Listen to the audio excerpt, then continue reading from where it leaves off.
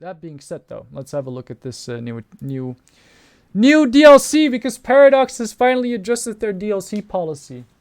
You know why? For months, for years, they didn't want us to enjoy playing Italy, but this time they've actually come around and decided that they are finally going to give us the focus tree we've all been asking for the past, I don't know, 2 or 3 years. Jokes aside, though, I'm glad that Italy's finally getting some attention, because it's taken a while for it to receive this well-deserved overhaul. Well, let's have a look at the trailer first. I watched the trailer the other day, but it was actually pretty good. I kind of like the style they go for with this.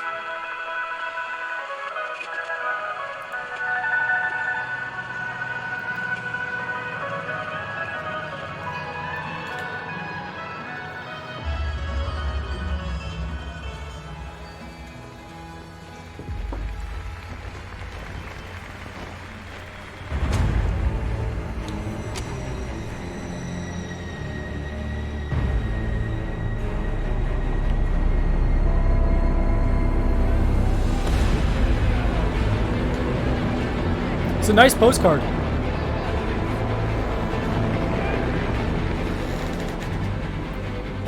So yeah, introducing Hearts of Iron 4 by Blood Alone. Da da da da da da da da da da da da da da da. Lovely song, lovely song. So the DLC itself covers 3 nations, Italy, Ethiopia, and Switzerland, and they're actually going to give all of them expanded focus trees and stuff like that. And we have the DLC, I believe it's... Yes, continue to the website, there you go.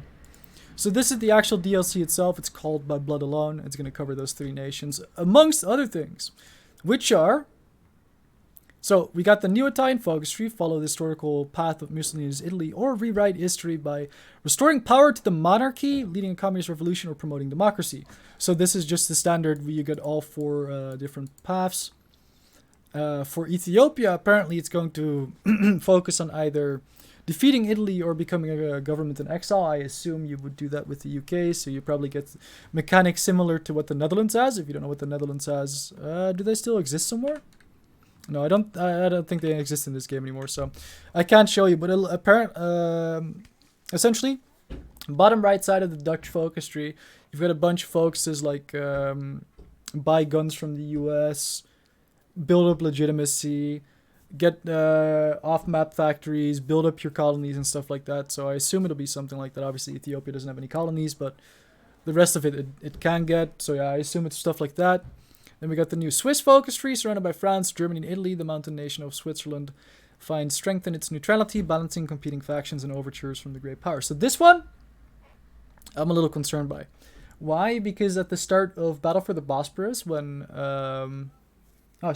when Switzerland got their, or no, sorry, Switzerland, when Turkey got their focus tree overhauled, suddenly you started getting all these issues with Turkey joining World War II and whatnot, even in single player historical. So I hope that is not something we're going to have to deal with. It might be something at the very start, or maybe, you know, if you do some kind of weird alt history playthrough. But I'm hoping that that stays limited. We got new peace conference options. Obviously, this is the peace conference, the new peace conference system that we reviewed in one of our YouTube videos the other week. Aircraft designer will be...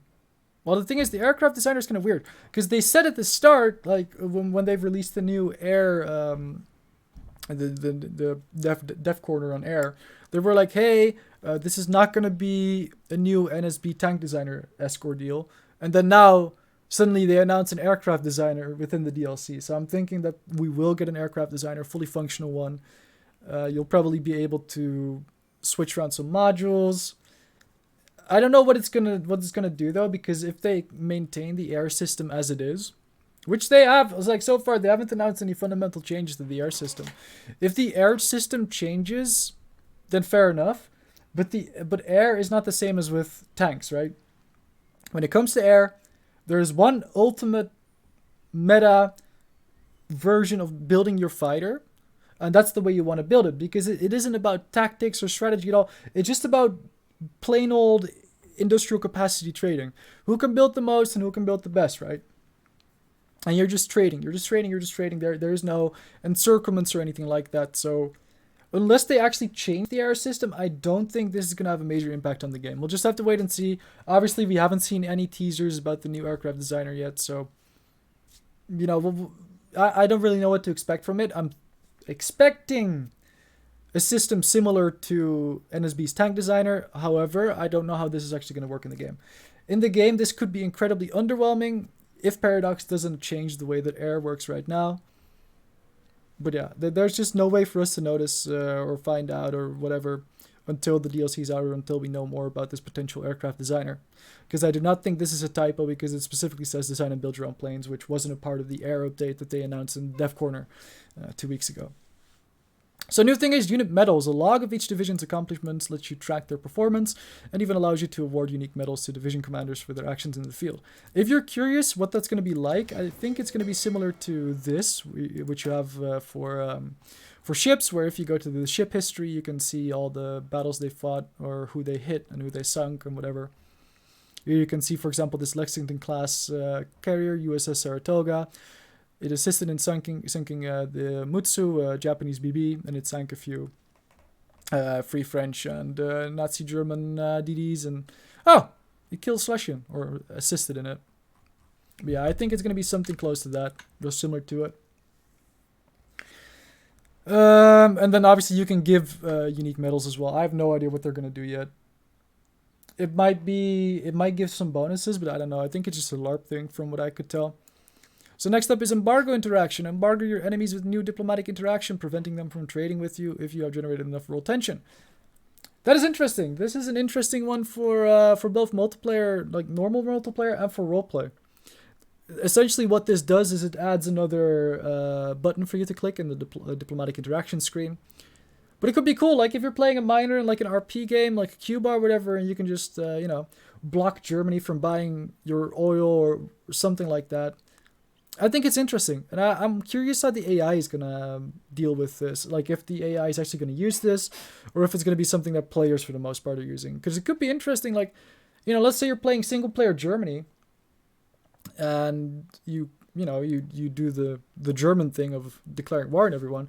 What you might see is all these tiny democracies around the planet that have a lot of resources, like Cuba and Mexico and whatnot, that they just turn around and embargo you, and it's like, hey, have fun, you can't trade with anybody anymore.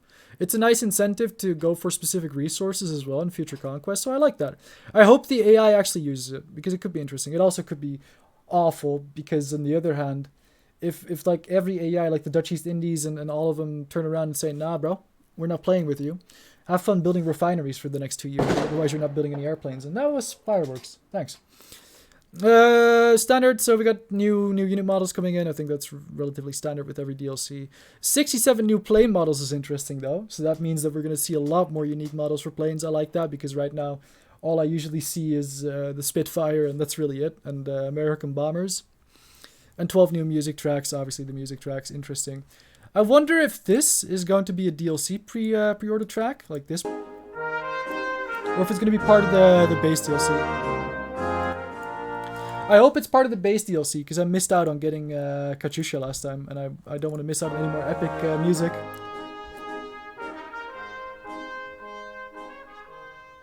Yeah, exactly. Sometimes you see a 0, sometimes a BF-109, so it's going to be nice to have more airplanes out there. So there's just a little bit more to look at. Obviously, when you're playing multiplayer, you're not really worried about it that much, but still. Anyway, so in here, do we have anything particularly interesting? By blood alone, you will chart the course of Mussolini's regime in Italy, or subvert Italy's historical path in one of the many new alt-historical paths in the new Italian focus tree. Can we just appreciate that for a second? New Italian focus tree? I mean, unironically, I wonder what their non-aligned one is going to be. Because fascist is Mussolini, right? Non-aligned would be... I assume it's the monarchist course they have. But is the monarchist one going to have multiple splits? Is it going to be like the Turkey tree? Because no shot they're making an Italian tree without having a Roman Empire path in it. Like 100% they're going to have a Roman Empire path. So you have a Kingdom of Italy.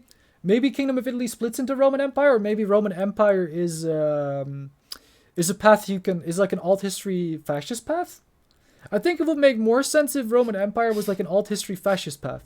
Because I don't know, it's kind of like Trotsky in the USSR, right? It should still be fascist, but it should, or sorry, well, in that case, it's communist.